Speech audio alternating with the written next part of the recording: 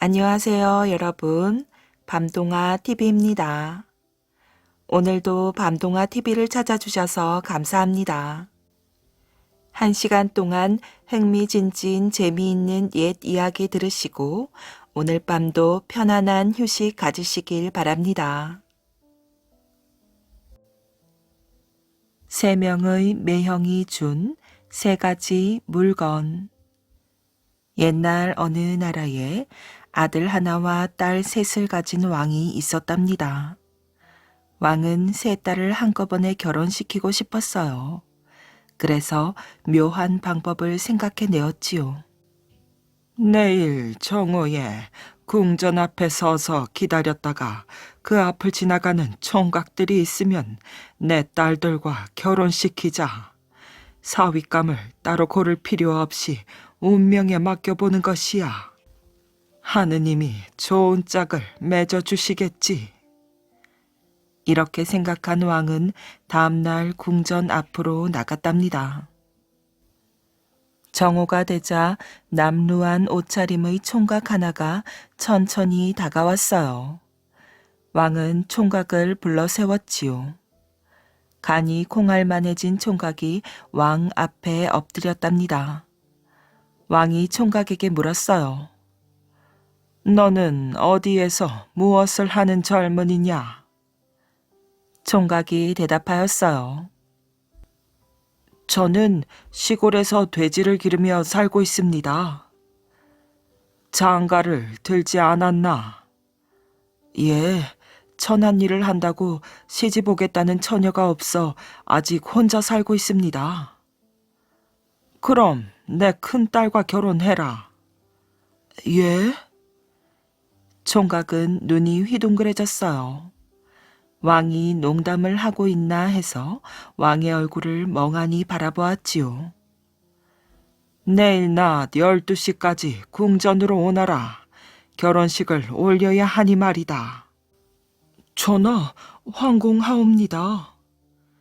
총각은 머리가 땅에 닿도록 인사한 뒤 제 갈 길을 갔답니다. 두 번째로 궁전 앞에 나타난 것은 사냥꾼이었어요.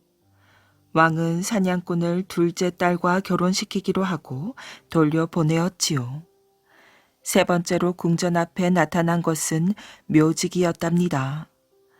왕은 묘직이 역시 막내딸의 신랑감으로 삼았어요. 그리하여 세 딸의 합동 결혼식이 다음날 낮 12시에 궁전에서 열리게 되었지요. 이 소식을 전해 들은 왕자는 부랴부랴 왕을 만나러 왔답니다. 하바마마, 너희들을 천한 신분의 사람들에게 시집 보내시다니요. 그건 안 됩니다. 설거지 한번 해본 적이 없는 너희들이 가난한 시집살이를 할 수 있겠습니까? 내 너희들의 신랑들은 하늘이 맺어준 짝이다. 나중에 잘 살게 될 터이니 염려 말아라. 왕은 왕자의 말을 무시하고 결혼식을 하였답니다. 화가 난 왕자는 결혼식에 참석하지 않고 무작정 집을 나와버렸어요. 왕자는 정처 없이 떠돌아다녔지요. 발길 닿는 대로 이리저리 헤매다녔어요. 그러다가 왕자는 휘오리타라는 여자에 대한 소문을 들었답니다. 이 세상에서 가장 아름다운 여자가 휘오리타라는 것이었어요. 그런데 그 여자가 어디 사는 누구인지 아는 사람은 아무도 없었지요. 왕자는 휘오리타를 만나고 싶었어요. 만나서 그 여자에게 청혼하고 싶었지요. 왕자는 휘오리타를 찾아다니기 시작했답니다. 산을 넘고 물을 건너 낯선 고장을 이잡듯이 뒤지고 다녔어요. 그러던 어느 날 왕자는 어느 골짜기를 지나게 되었지요. 골짜기에서 바라보니 산 밑에 으리으리한 저택이 있었답니다. 그 일대가 커다란 농장이었어요. 왕자는 목이 말랐지요. 물 한 그릇을 얻어먹으려고 저택의 문을 두드렸어요. 저택에서 젊은 여자가 나왔답니다. 그 여자는 왕자의 얼굴을 보더니 깜짝 놀라 소리쳤어요. 얘야, 나를 알아보겠니? 무사히 살아있었구나. 왕자는 젊은 여자의 얼굴을 들여다보았지요. 첫째 누이였어요. 여보, 이리 나와보세요. 제 남동생이 왔어요.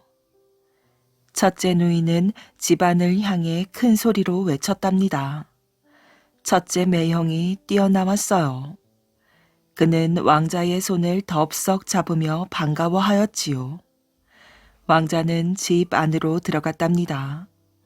첫째 누이가 왕자에게 말하였어요. 네 매형이 얼마나 부지런한지 아니? 열심히 돼지를 길러 큰 부자가 되었단다. 지금은 우리 농장이 10개나 된단다. 첫째 누이는 남편 자랑을 늘어놓으며 행복에 겨운 표정을 지었답니다. 왕자가 말하였어요.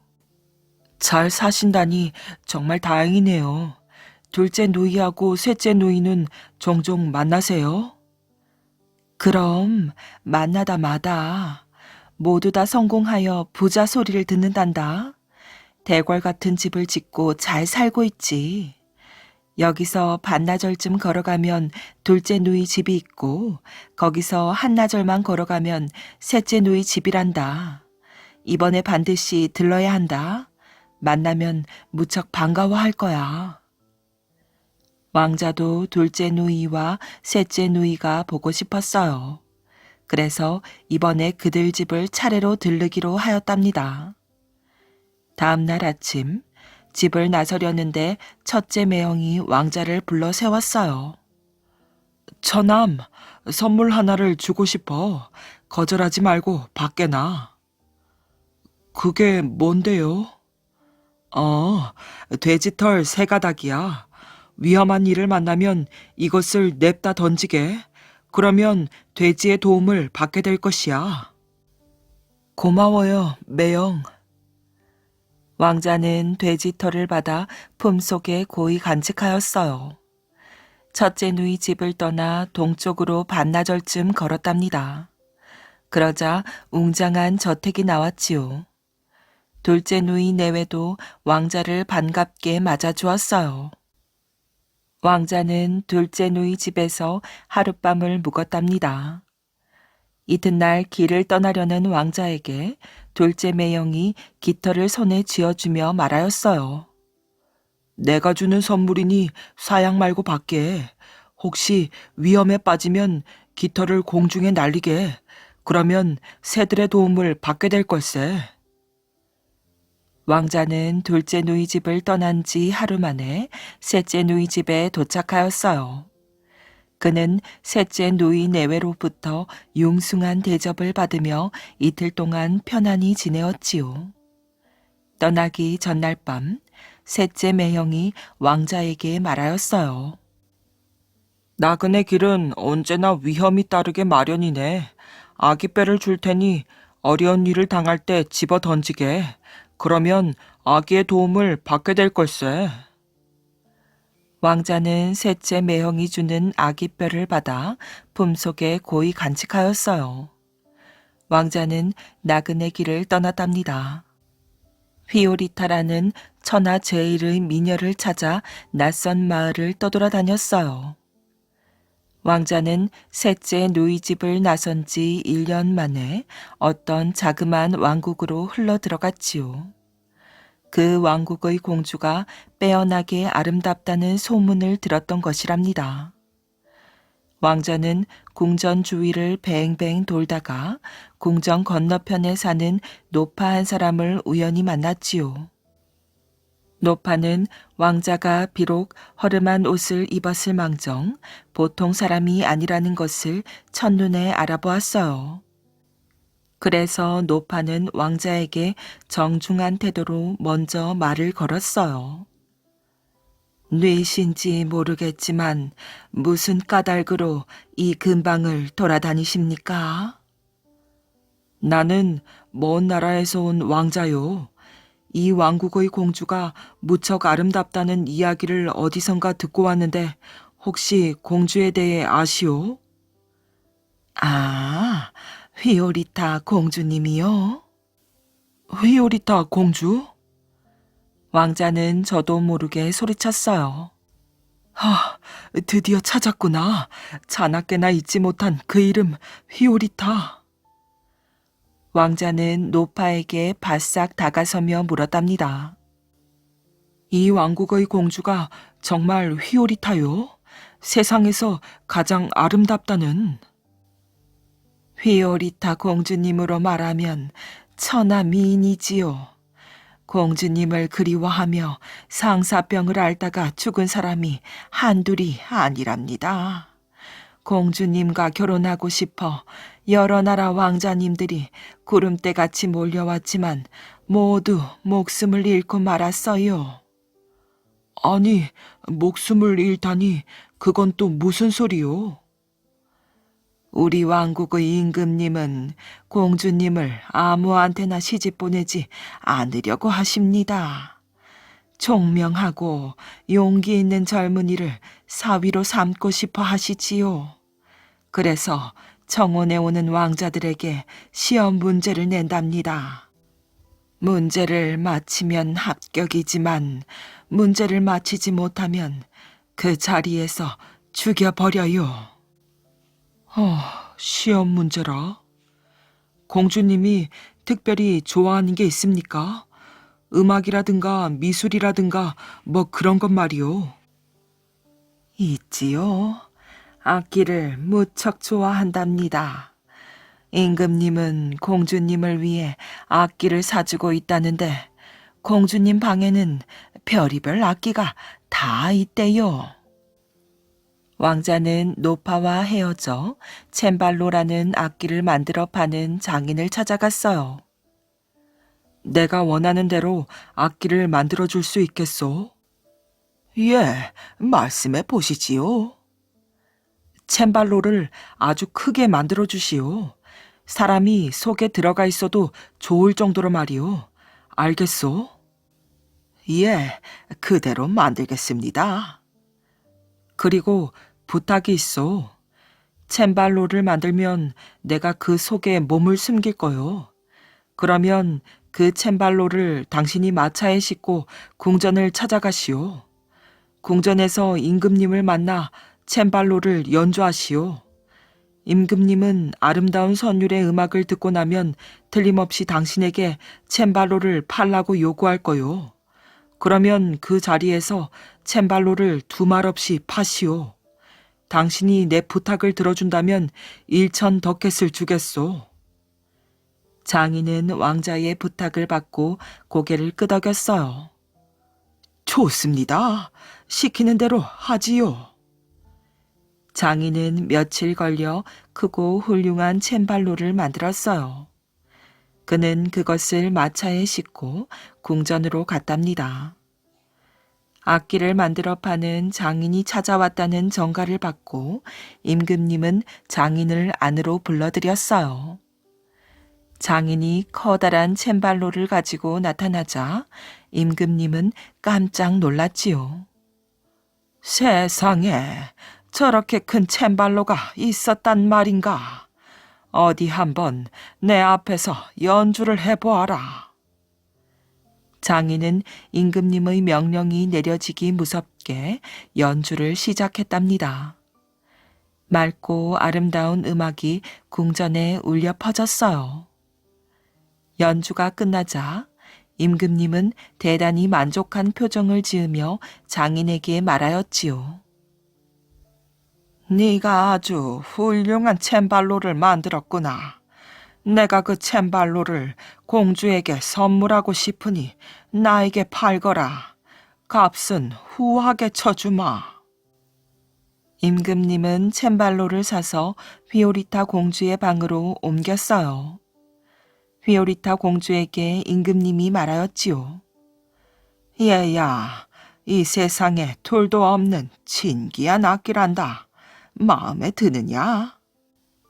예, 아바마마. 악기가 이처럼 크니 제 연주 실력 또한 크게 자라 보일 것 같습니다. 휘오리타 공주는 챈발로를 치며 기뻐하였어요. 그날 밤 왕자는 챔발로에서 공주의 이름을 정답게 불렀답니다. 사랑하는 나의 휘오리타. 침대에 누워있던 공주는 그 소리를 듣고 깜짝 놀랐어요. 누구세요? 몸을 벌떡 일으키며 기어드는 목소리로 물었지요. 휘오리타, 당신을 사랑하는 왕자요. 당신을 만나기 위해 오랜 세월 세상을 떠돌아다녔소. 왕자는 이렇게 말하며 챔발로에서 기어 나왔어요. 공주는 왕자의 씩씩하고 늠름한 모습을 보았답니다. 갑자기 가슴이 마구 방망이질하고 몸이 떨렸어요. 마치 꿈을 꾸는 것만 같았답니다. 왕자도 공주의 얼굴을 넋을 잃고 보았지요. 아니, 저렇게 아름다운 여인이 있다니. 하늘나라 천사가 저보다 아름다울까? 한동안 정적이 흘렀어요. 정적을 깨뜨린 것은 왕자였답니다. 휘오리타, 나와 결혼해 주시오. 당신이 나의 청혼을 거절한다면 나는 이 자리에서 목숨을 끊어버리겠소. 왕자가 간절한 눈빛으로 말하자 공주는 왕자의 손을 잡았답니다. 왕자님, 어디에서 오신 분인진 모르겠지만 저도 당신이 마음에 든답니다. 당신을 따라 당신 나라에 가서 함께 살고 싶어요. 그러나 왕자님이 저와 결혼하시려면 반드시 치러야 할 시험이 있습니다. 저희 아버지가 내놓는 시험 문제를 모두 풀어야 하지요. 그렇지 않으면 우리는 결혼할 수가 없어요.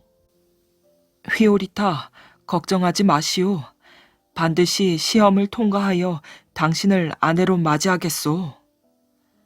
왕자가 자신만만하게 말하였어요. 그러자 공주는 왕자의 가슴에 장미 한 송이를 달아주었지요. 왕자님, 첫 번째 시험 문제를 가르쳐 드릴게요. 저희 아버지가 왕자님을 어느 큰 방으로 안내할 겁니다. 그 방에는 똑같은 옷을 입고 얼굴을 베일로 가린 아가씨들이 있을 거예요. 왕자님은 그 가운데서 저를 찾아내셔야 합니다. 하지만 염려하지 마세요. 왕자님 가슴에 달린 장미가 왕자님을 저에게 데려다 줄 거예요. 나머지 시험 문제들은 왕자님이 스스로 해결하세요. 저는 곁에서 응원해 드릴게요. 고맙소. 기필코 내 성공하리다. 왕자는 주먹을 불끈 쥐고 성공을 다짐하였어요. 이튿날 날이 밝자 왕자는 임금님을 만나러 갔답니다. 임금님이 왕자에게 말하였어요. 자네가 내 사위가 되려면 시험을 봐서 합격해야 하네. 만일 불합격하면 목숨을 잃게 되니 그리 알게나. 임금님은 다짐을 한 뒤 왕자를 어느 큰 방으로 데리고 갔답니다. 휘오리타 공주를 찾아내는 것이 시험 문제였어요. 왕자는 장미 덕에 첫 번째 관문을 가볍게 통과하였지요. 임금님은 왕자를 또 다른 방으로 데리고 갔답니다. 그 방은 바닥에서 천장까지 사과로 가득 채워져 있었어요. 방 안으로 들어가지 못하고 밖에서 임금님이 말하였지요. 이 사과들을 하나도 남김없이 먹어버려야 하네. 만 하루의 시간을 주겠네. 임금님은 두 번째 시험 문제를 내고 자기 방으로 총총히 사라졌답니다. 혼자 남은 왕자는 고민에 휩싸였어요. 수없이 많은 사과를 어떻게 하루 만에 다 먹어치울 수 있겠어요. 머리를 쥐어뜯으며 고민하던 왕자는 벼랑간 무릎을 쳤답니다. 그래, 바로 그거야. 내게 첫째 매형이 준 돼지털 3가닥이 있었지. 왕자는 품속에 고이 간직한 돼지털을 꺼내 복도에 던졌답니다. 아니, 이게 뭐야? 왕자는 눈이 휘둥그레졌어요. 커다란 돼지들이 떼를 지어 나타난 것이었지요.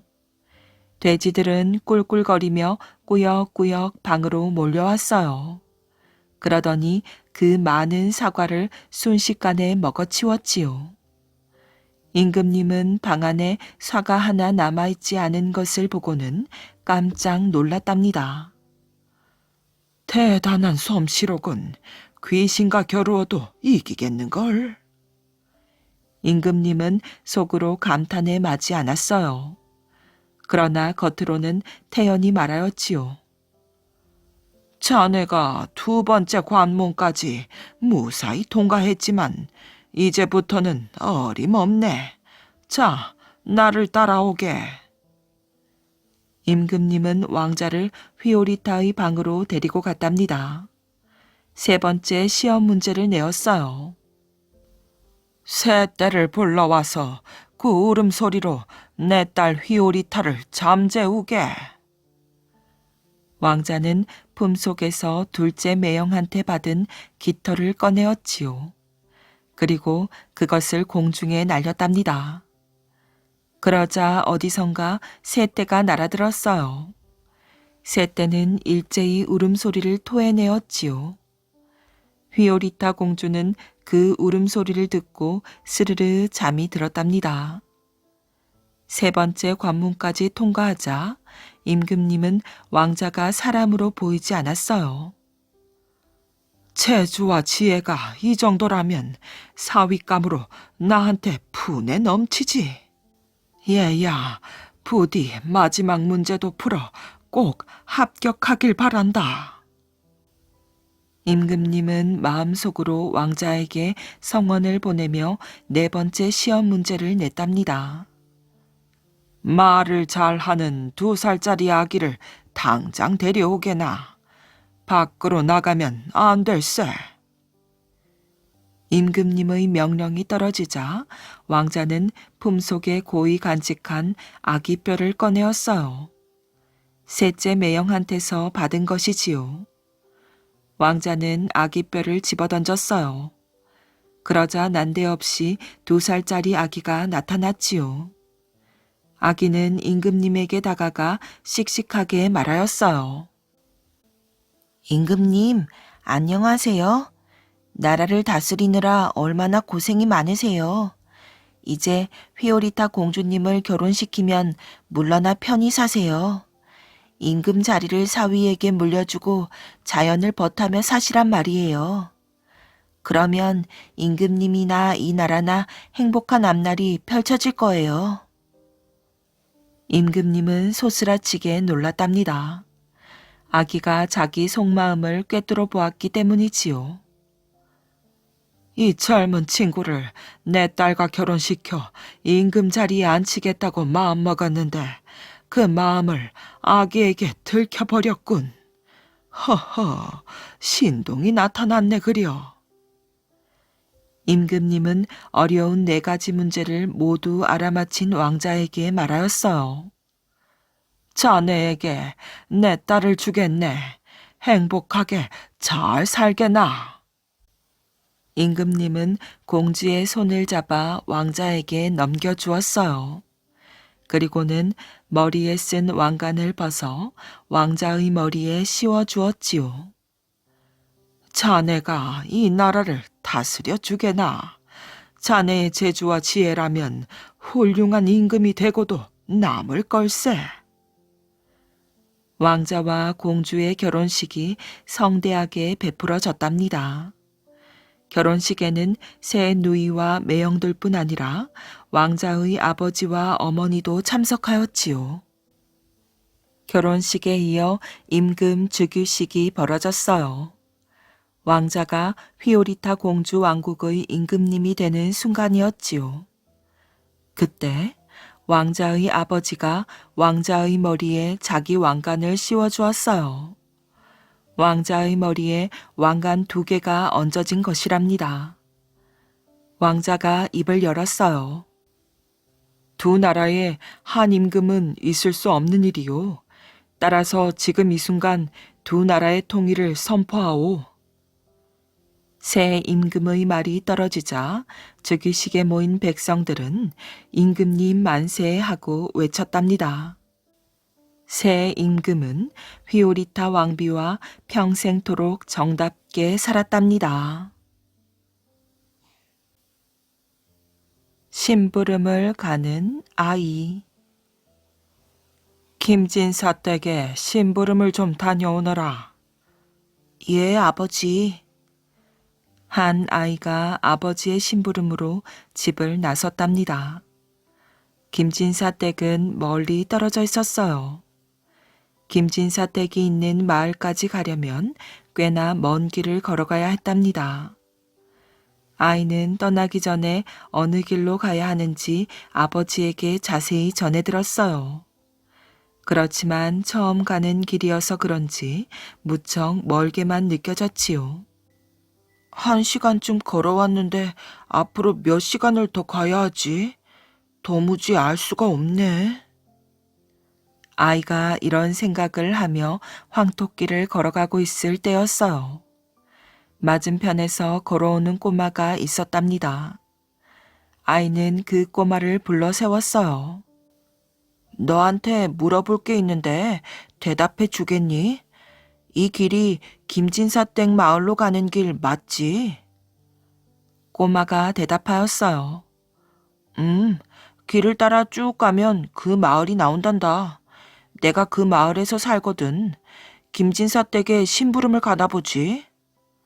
그래, 네가 그 마을에서 오는 길이니 잘 알겠구나. 여기서 그 마을까지 걸어가는데 몇 시간이 걸리니? 글쎄.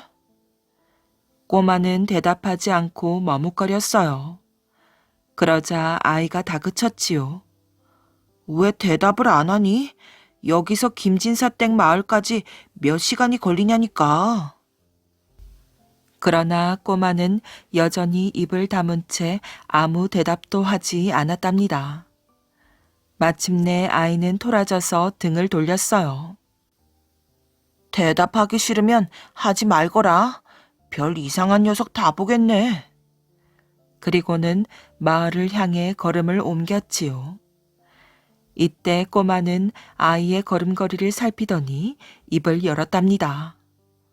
나보다 빨리 걷는구나. 그 걸음으로 가면 1시간쯤 걸리겠는걸? 그제야 아이는 꼬마가 어째서 대답을 늦게 했는지 알았답니다.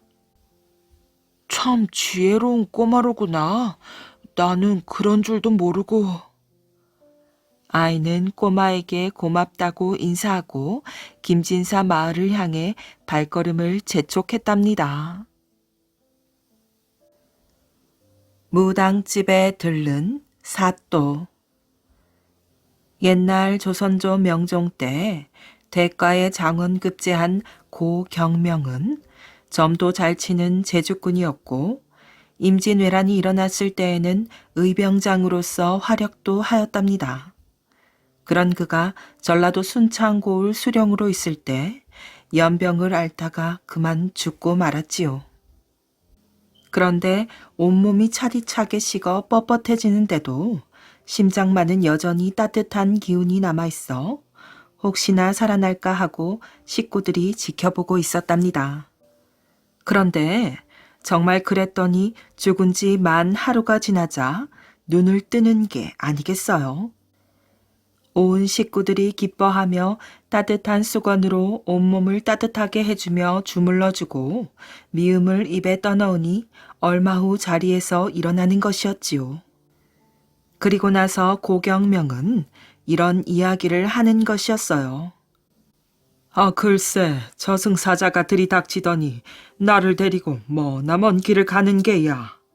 한없이 가다 보니 큰 궁궐이 나오는데 저승사자가 들어가 고하자 안에서 큰 소리로 호통치는 소리가 들려 가만히 들어보니 너는 어찌하여 순창 고경명 사또를 데리고 왔단 말이냐.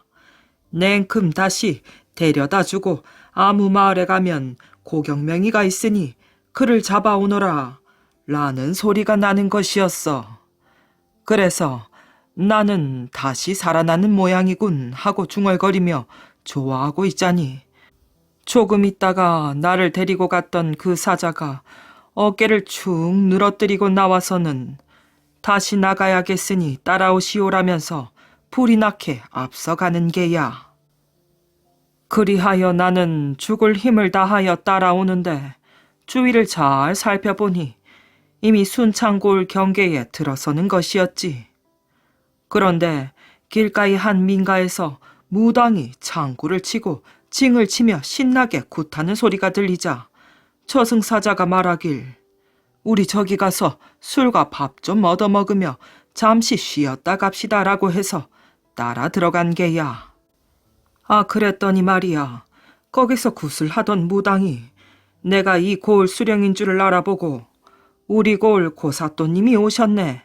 어서 이리로 앉으시지요라고 상좌에 앉히더니 저승사자를 보고는 저승사자님도 어서 이리로 앉으셔요라고 반갑게 맞이하고 술과 음식을 푸짐하게 대접해서 잘 얻어먹었지.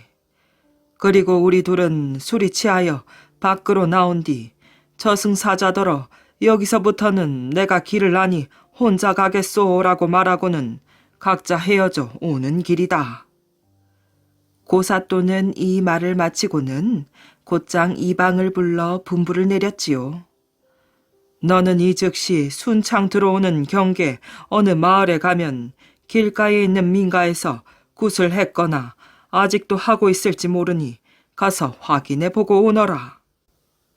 이방이 급히 말을 달려 그 집을 찾아가 보니 아직도 굿을 하고 있어 무당에게 얼마 전에 여기 오신 손님이 있었소이까?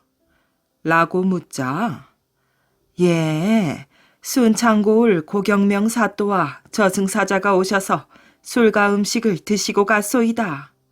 라고 하더랍니다. 시아버지와 앙숙인 며느리. 어느 부부가 살았답니다. 그 부부는 홀로 된 시아버지를 모시고 살았지요. 며느리 사랑은 시아버지라고 했는데 이 집은 시아버지는 며느리를, 며느리는 시아버지를 몹시 싫어하였어요. 같은 집에서 얼굴 보는 것까지 꺼려하였지요. 이쯤 되니 아내에게는 하나밖에 없는 남편이요. 시아버지에게는 하나밖에 없는 아들인 남편이 남편과 아들 노릇하기에 죽을 맛이었답니다. 도대체 왜 아내와 아버지는 사이가 나쁠까? 아들이 먼저 부인을 자세히 살펴보았어요. 아들 부인, 그러니까 며느리가 시아버님께 공손하지 못하였지요. 수건이 없구나.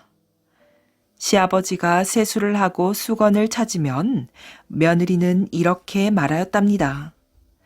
제가 아버님 수건이 어디 있는지 어떻게 알아요? 며느리 말에는 찬바람이 쌩쌩 불었지요. 이 같은 광경을 보고 아들이 수건을 가져다 드리려는데 수건이요 하고 며느리가 시아버지 앞에 내던졌어요. 이럴 수가.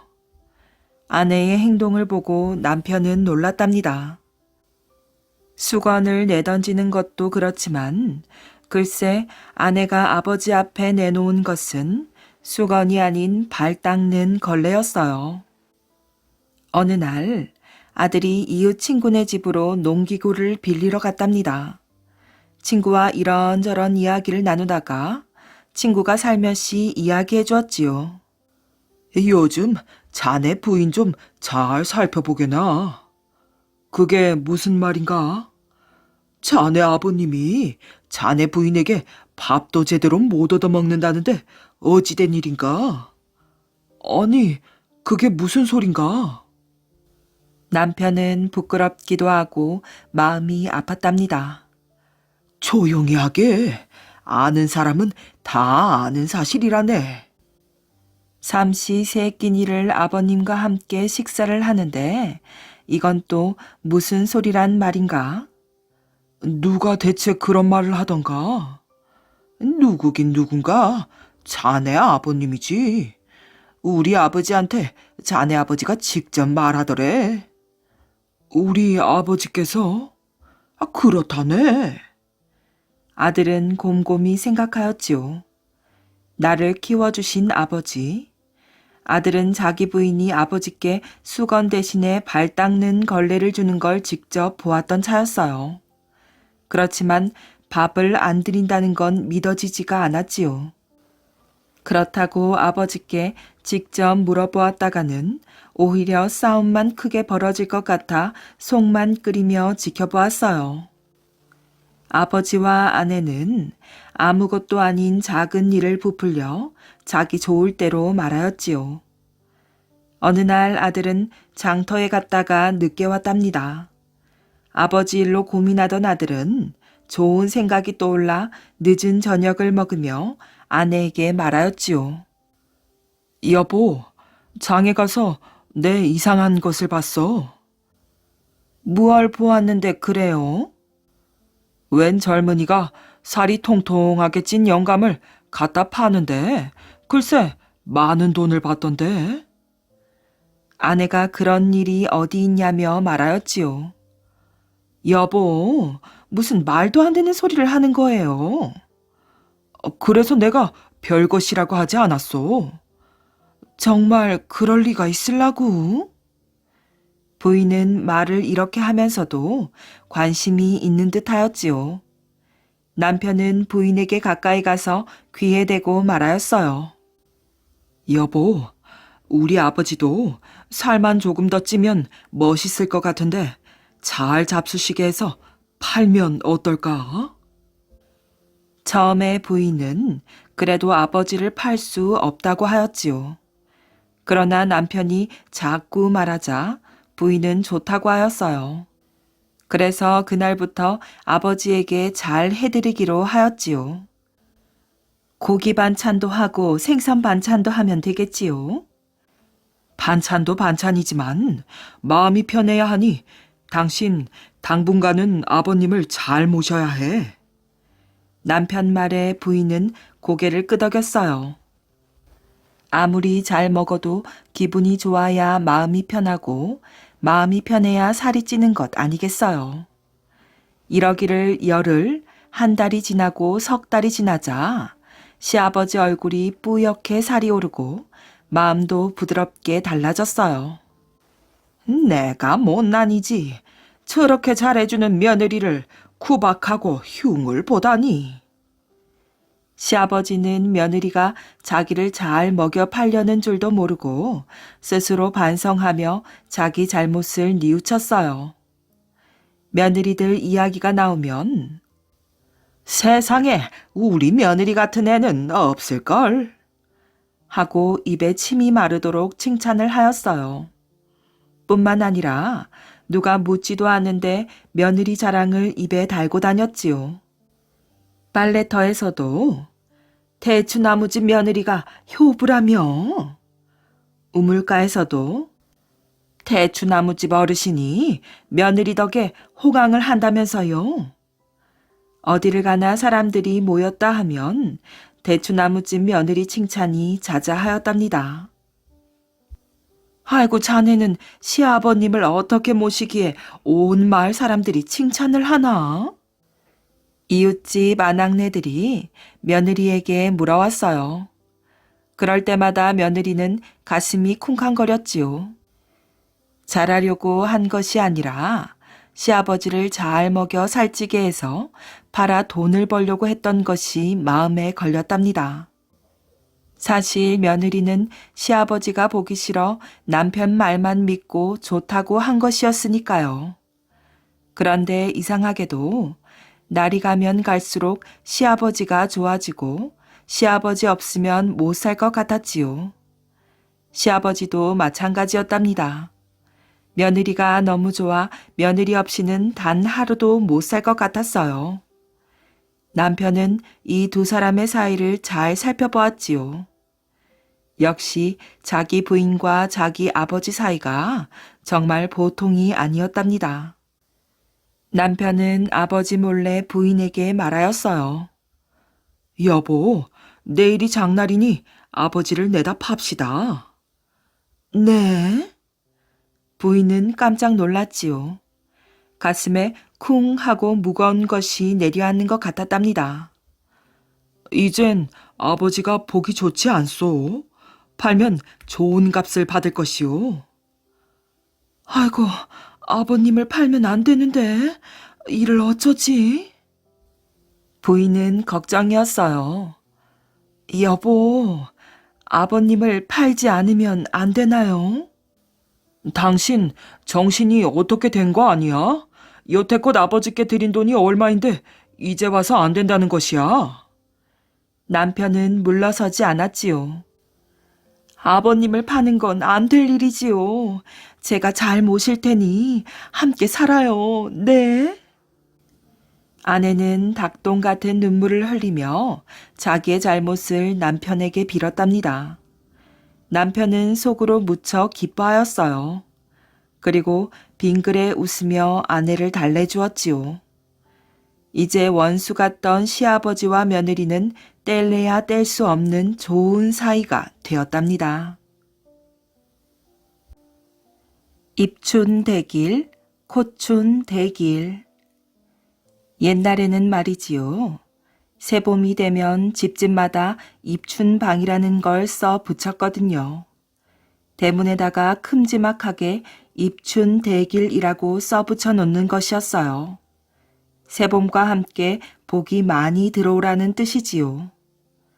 어떤 색시가 시집을 갔는데 남편이 눈뜬 장님이었어요. 난 놓고 기억자도 몰랐답니다. 게다가 정신은 어찌나 깜빡깜빡하는지 무엇이든 금방 잊어버렸지요. 글을 좀 가르치려 해도 도무지 글자 한자를 못 깨치는 것이었어요. 아무리 가르쳐도 돌아서면 잊어버리니 글자를 온 바람벽에 붙여놓고 들며 가르치고 나며 가르치고 별짓을 다 해도 안 되었답니다. 새봄이 돼서 아내가 친정을 다니러 갔더니 친정아버지가 대문에 입춘방을 써붙여 놓고 벼르는 것이었어요. 에헴, 내일 모레 사위가 오면 이걸 한번 읽어보라고 해야겠구나. 그 사람이 글을 얼마나 아는지 시험을 해봐야겠어. 참 큰일이었답니다. 친정에서는 사위가 까막눈이라는 걸 아직 모르거든요. 그 길로 집에 돌아와서 남편을 가르쳤어요. 입춘대길 넉자를 써서 바람벽에 붙여놓고 하루 종일을 가르쳤지요. 자, 따라 읽으세요. 입춘대길. 입춘대길? 정신 차리세요. 입춘대길. 입춘대길. 잘 보고 입춘대길. 입춘대길. 한 300번을 가르치고 난 다음에 자, 이제 혼자 한번 읽어보세요. 어떻게 읽지요? 그러면 그만 꿀먹은 벙어리가 돼버리는 것이었어요. 그새 잊어버리니 참 환장을 할 노릇이지요. 그래서 아내가 한 가지 수를 내었답니다. 무슨 순고 하니 글자고 뭐고 그냥 입춘대길 넉자를 통째로 외우는 수지요. 남편을 다그쳐서 글자를 볼 것도 없이 그저 대놓고 자꾸 외우게 하였어요. 밥 먹으면서도 입춘대길, 똥 누면서도 입춘대길, 앉아서도 입춘대길, 누워서도 입춘대길, 이렇게 밤낮으로 외웠답니다. 3년을 겨루면 노로망태기도 만든다고 며칠 동안 이렇게 하니까 이제 제법 외우게 되었지요. 그렇게 참 뼈 빠지게 외워서 이제 처가에 갈 날이 되었답니다. 아내가 신신당부를 하였지요. 대문간에 들어가면 글자 쓴 종이가 붙어 있을 텐데 아버지가 읽어보라거든 덮어놓고 입춘대길이라고만 하세요. 알았소. 내 꼭 그렇게 하리다. 가면서도 내내 입춘대길을 외우면서 갔지요. 드디어 처가에 가서 대문간에 썩 들어서니 아닌 게 아니라 흰 종이에 글자 넉 자 쓴 것이 딱 붙어 있거든요. 정신을 차릴 새도 없이 장인 영감이 문간에 서서 기다리고 있다가 득달같이 재촉을 하였답니다.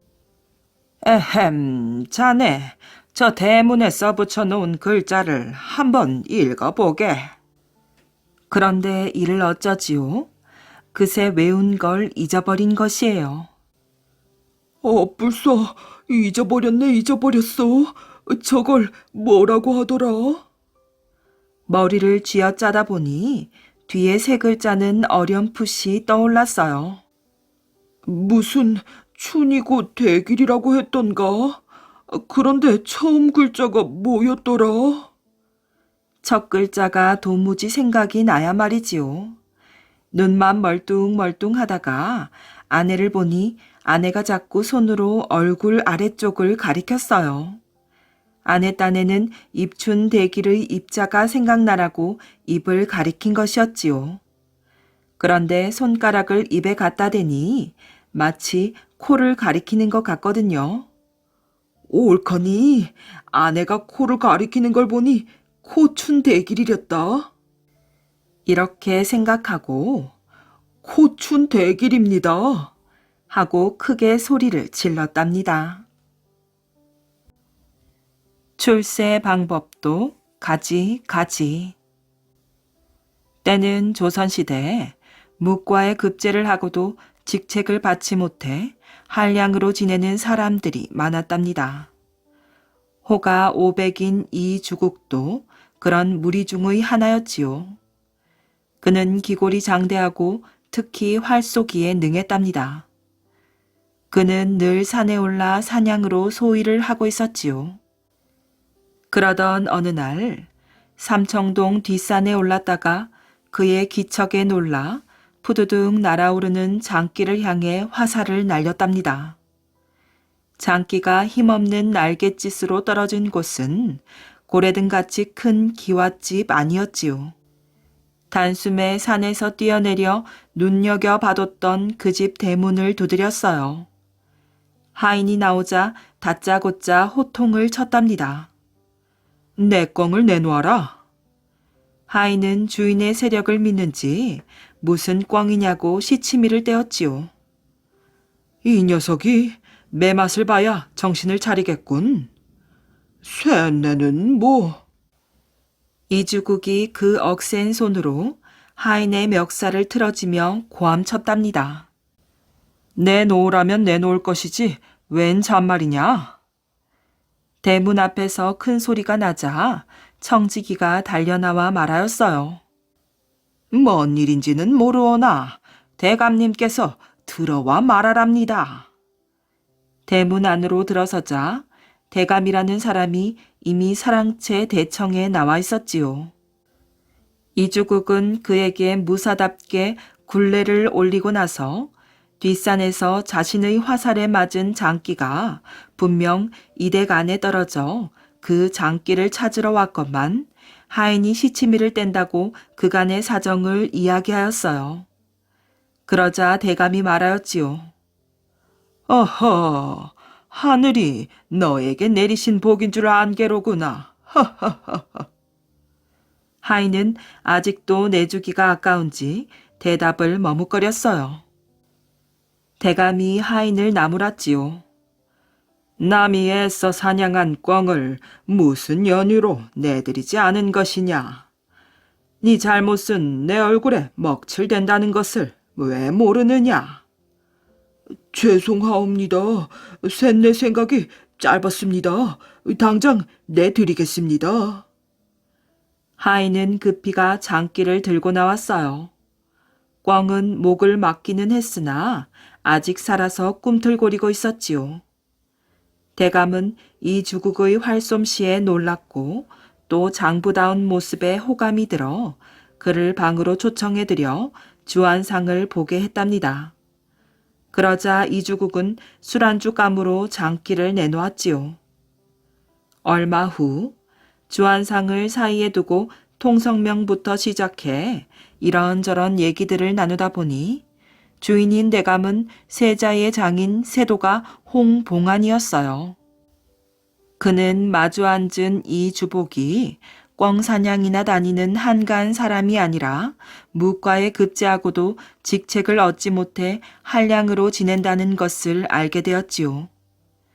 주한상을 물리게 됐을 때 홍대감이 지필묵을 준비하라고 이르고 그것들이 다 마련이 되자 서찰을 작성했답니다. 그것을 아우인 이조판서 홍인안에게 급히 전하라고 분부하였지요. 주한상을 물리고 나서 차를 마시고 있는데 서찰을 전하러 갔던 하인이 답서를 가지고 돌아왔답니다. 홍대감이 그 답서 내용을 이 주국에게 밝혔어요.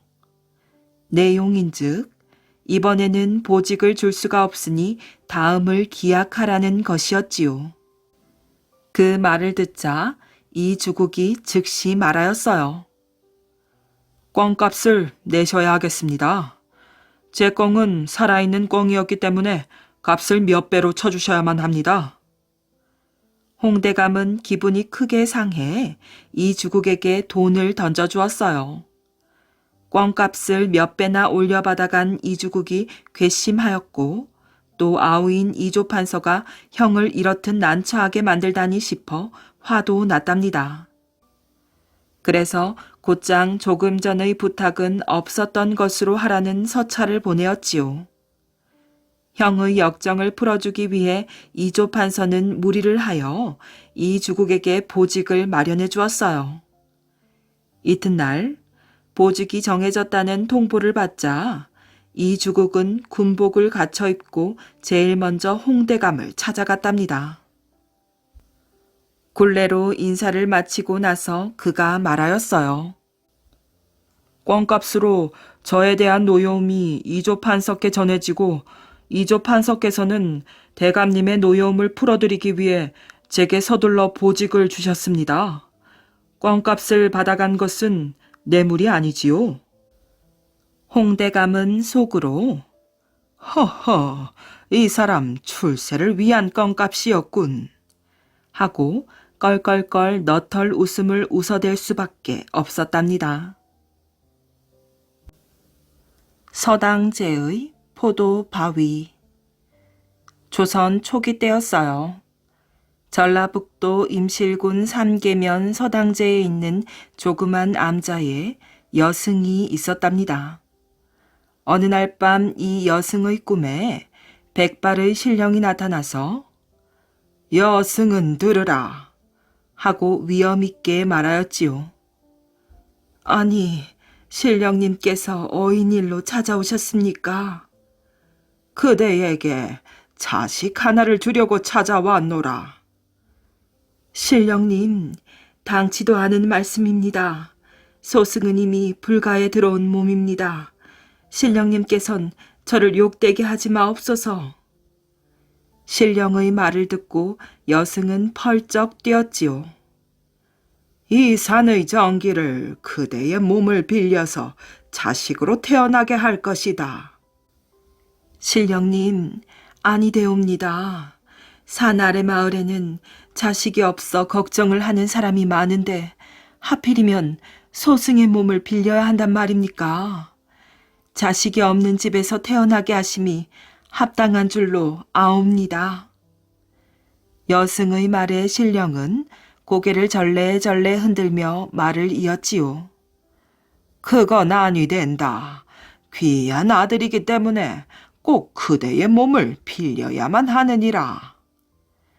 말이 끝나자마자 중천에 두둥실 떠있던 보름달이 벼란간 여승에게로 떨어지더니 여승의 입속으로 들어갔답니다. 여승은 그만 자기가 지른 비명소리에 놀라 잠에서 깨어났지요. 꿈이라고 하기에는 너무나도 생생했으며 아무리 생각해봐도 심상치 않은 일이 생길 것 같았어요. 정말 이상한 꿈도 다 있구나. 나에게 애를 베게 하겠다니. 그러나 정말 그날부터 여승에겐 태기가 있었답니다. 혼자 사는 여승이 하룻밤 사이에 태기가 있으니 괴이한 일이 아닐 수 없었으므로 여승은 부끄러워 바깥 출입을 할 수가 없었지요. 사람들이 알면 얼마나 많이 손가락질들을 할 것인가. 생각만 해도 얼굴이 화끈 달아올랐고 쥐 구멍에라도 들어가고 싶은 심정이었어요. 그러나 이러한 여승의 마음을 아는지 모르는지 날이 갈수록 여승의 배는 자꾸 불러와서 어느덧 만삭이 되었고 10달 만에 달덩이 같은 아들을 낳았답니다. 여승은 신령의 말대로 범상치 않은 아이라 여기고 이 아들을 애지중지 길렀지요. 아이는 1살 때 말을 하기 시작하고 3살 때는 벌써 천자문까지 떼었으며 자랄수록 영리하고 남달리 총명하였답니다. 여승은 아들의 이름을 달이라고 지었지요. 달의 나이가 15살이 되었답니다. 하루는 소년이 여승에게 말하였지요. 어머니. 얘야, 어머니라고 부르지 말고 스님이라 부르라고 하지 않았느냐? 예, 하지만 이제부터는 절대로 어머니라고 부르지 말거라. 내 아버지가 누구라고 말씀하지 않아도 좋습니다. 하지만 아이들이 애비 없는 자식이라고 놀리니 분해서 견딜 수가 없습니다. 왜 제 이름을 달이라고 지었지요? 아들의 말에 여승은 잠시 생각에 잠겼다가 천천히 입을 열었어요. 모든 것을 바른 대로 얘기해 주마. 신령님의 영험에 의해 하늘의 달을 받아들여서 너를 잉태한 것이란다. 그래서 너의 이름을 달이라고 지은 것이야. 그거 참 이상한 꿈이었군요. 여승이 신령의 현몽으로 아들을 낳다니요. 모두가 심상치 않은 일이란다. 여승의 말을 다 듣고 난 소녀는 무슨 결심을 했는지 집을 나가겠어요 하고 나직이 말하였어요. 아니, 어디로 가겠다는 것이야? 집에만 박혀 있을 것이 아니라 어디로든지 나가서 세상을 배워야겠어요. 여승은 만류하지 않았답니다. 범상치 않은 아들이라고 생각하고 있었으므로 여승은 아들이 세상으로 나가서 훌륭하게 되어주기를 은근히 바라였지요. 여승과 헤어진 달 소녀는 무등산으로 들어가서 어느 도사의 제자가 되어 열심히 돌을 닦았어요. 몇 해가 흘러가자 달 소녀는 천하 장사가 되었답니다. 하루는 도사가 달에게 이 말을 너희에게 주마 하면서 쇠로 만든 말 하나를 건네주었어요. 이때 쇠 말이 하늘을 쳐다보며 이상한 울음소리를 내었지요. 하하, 이제 너는 쇠 말의 울음소리를 들었으니 무슨 일이든지 네 뜻대로 될 것이다. 이 쇠 말은 신비한 말이니 잘 간직하거라. 신비한 쇠말은 대단히 무거워서 보통 사람은 끌고 갈 엄두도 내지 못할 판이었어요. 너는 이제 여기서 떠나거라.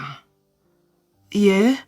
저는 스승님 곁을 떠나고 싶지 않습니다. 안 된다. 너는 천하의 장사가 되었으니 이 쇠말을 이끌고 고향으로 가거라. 나는 이제 새로 돌을 닦을 사람을 구해야겠느니라. 도사는 달 장사에게 하산을 재촉하였어요.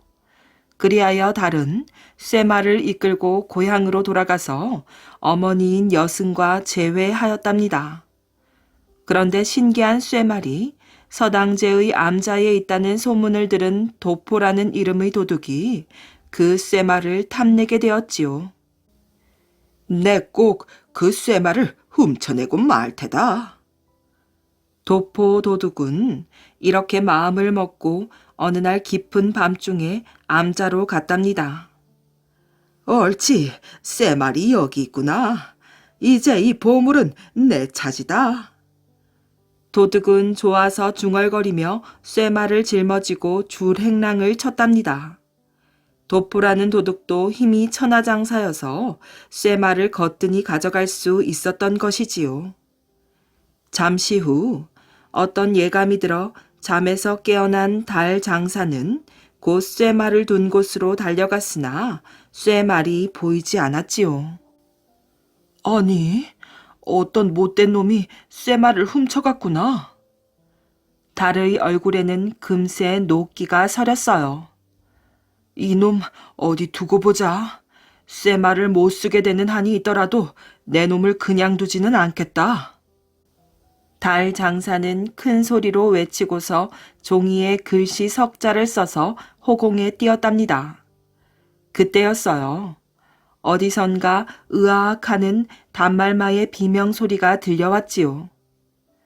그러한 일이 있은 후 서당제에는 전에 없던 이상한 바위 한 개가 생겨났으니 그것은 쇠말과 도포도둑이 바위로 변한 것이었어요. 사람들은 서당제에 생겨난 이 바위를 도포바위라고 부르게 되었으며 그 후 달은 깊은 산속으로 들어가 아예 인간 세계와 인연을 끊어버렸답니다.